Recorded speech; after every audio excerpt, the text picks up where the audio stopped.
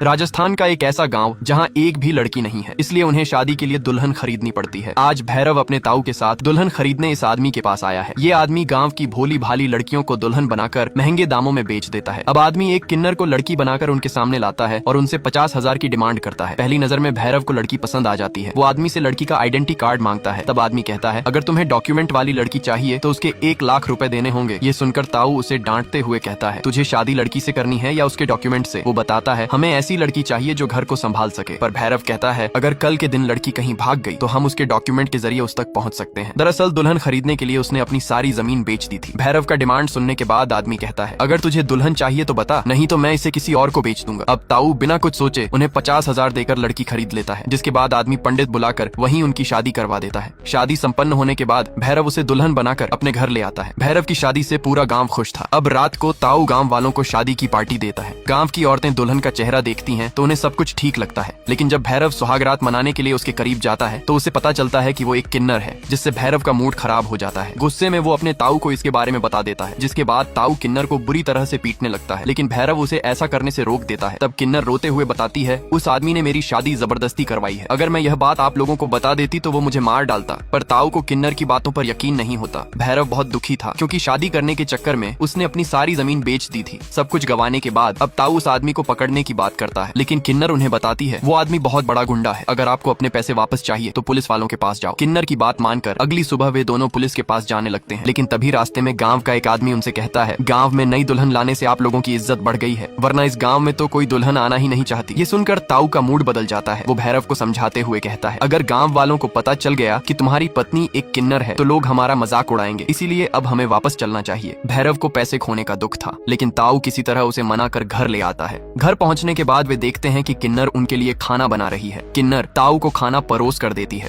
ताऊ बिना कुछ बोले उस खाने को खाने लगता है। ये देखकर भैरव भी ताऊ के साथ खाने बैठ जाता है। फिर भैरव किन्नर से खाना खाने को कहता है, जिसके बाद वो भी थोड़ी रोटी लेकर वहीं खाने लगती है। तभी ताऊ भैरव से कहता है, औरत का पहला काम अपने मर्द की जरूरतों को पूरा करना होता है और दूसरा घर का काम संभालना। ये तुझे बच्चा नहीं दे सकती तो क्या हुआ, बाकी और काम तो आ सकती है। ताऊ की बात मानकर भैरव किन्नर के साथ रहने को मान जाता है। अब ऐसे ही साथ रहते रहते भैरव को किन्नर से प्यार हो जाता है। एक दिन भैरव किन्नर को लेकर मेले में दरी बेचने जाता है। यहाँ किन्नर उसके साथ दरी बेचने लगती है। तभी एक विदेशी लड़की उनके पास दरी खरीदने आती है। किन्नर को थोड़ी बहुत इंग्लिश बोलनी आती थी, इसलिए वो 150 की दरी उसे 400 में बेच देती है। ये देखकर भैरव बहुत खुश होता है। थोड़ी ही देर में किन्नर उसकी सारी दरियां बेच देती है, जिसके बाद वे वहाँ से अपने घर लौटने लगते हैं। रास्ते में वे दोनों एक दूसरे से ढेर सारी बातें करते हैं। अब भैरव उसे अपनी पत्नी की नजर से देखने लगता है। देर शाम को जब वे दोनों घर पहुँचते हैं तो ताऊ उन पर भड़क उठता है। तब भैरव उसे बताता है, आज हमने सारी दरियां बेच दी हैं।